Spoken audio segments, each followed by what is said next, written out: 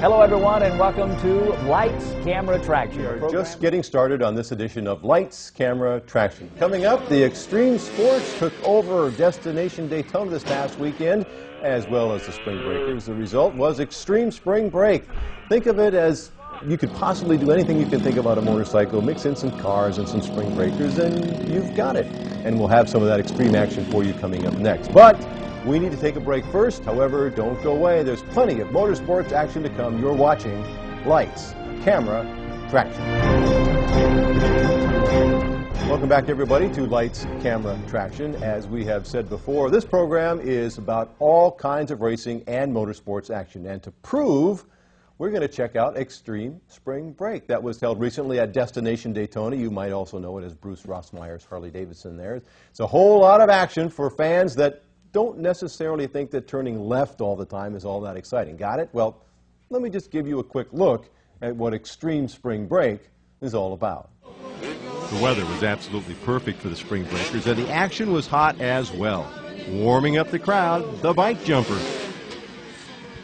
Up on the handlebars are Travis Willis, Clint Esposito, and Kenny Steinke, who you might remember from Crash-O-Rama. These riders are from FMX East, company out of Lakeland. We also put one of our exclusive onboard cameras on one of the bikes, courtesy of GoPro cameras. Okay, that gives you a bird's eye view of what the guys see on their bikes. Just for fun, though, let's show you another onboard shot. And hold on to your remote. Here comes the backflip.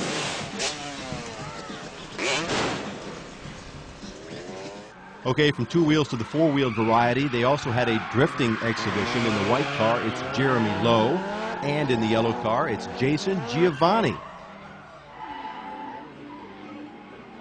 Drifting started out on the West Coast, but now is popular everywhere. The idea here is to keep your foot on the accelerator and smoke those tires all the way through the turns, and it's great stuff for the fans, and believe it or not, the guys behind the wheel are pretty much in control at all times. Let's take another look through our onboard camera for that as well.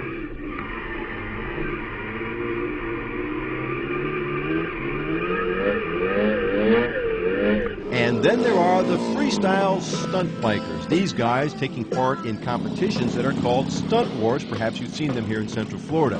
Here at Destination Daytona, they were putting on an exhibition, and this is incredible stuff. That's just a quick look at Extreme Spring Break with Extreme Stunts.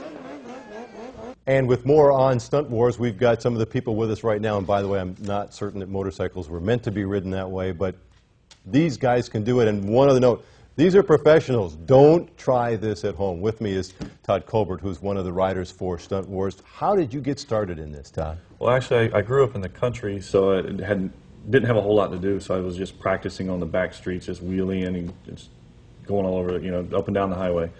So then one thing led to another, so I went to a track and said, hey, I want to do a stunt show at your event and everything. So they looked at me like I was from other planet.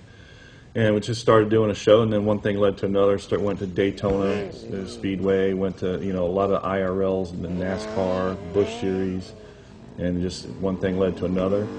And then we got to doing some shows with two partners I have, Chris Nichols and Adam Chimita, and we formed an event called Stunt Wars.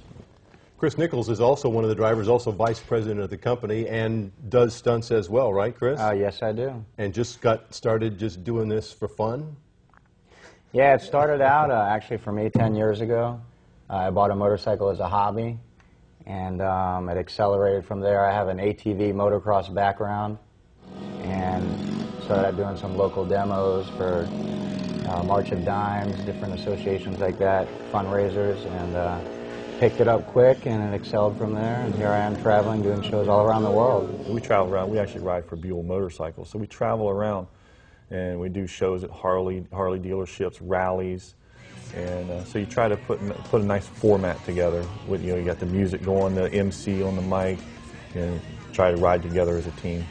Is there pressure to come up with new, bigger, and better stunts and ways to do things? Oh yeah, these riders, they're excelling every year, trying to be bigger and better than the year before and outdo each other.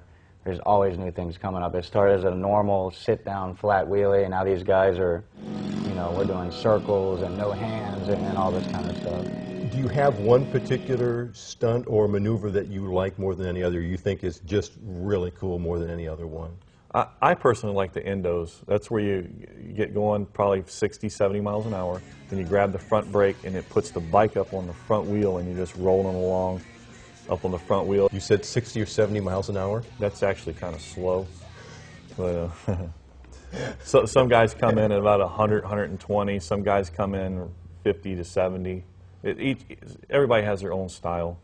Is there part of you in the back of your mind, you're a risk taker? I mean, is that why you do this? I mean, like I said, motorcycles have been a big part of my life. I've loved them since a child. I've been involved with them since I've been, 12 years old, 35 now. I really don't do it for the rush. It's just, it's a part of me, Two wheels, love it. And where does the reaction from the crowd come in for you? That's rewarding as well. You execute a stunt, the crowd cheers, you're like, nice, they enjoy what I do. Drives you to do more, bigger stunts, bigger crowds. Watching this on TV or on a DVD, there's nothing like seeing anything in person. It's like football. You watch it, and yeah, you're up close and everything, but when you're there, you're in person, and you get to feel the crowd, and you can walk over and meet the riders, and the smoke and everything that comes around. I mean, there's nothing like seeing something live. We take this thing around the world, actually. We got shows in Aruba, Ecuador, Puerto Rico, everywhere, so that the show bounces around everywhere.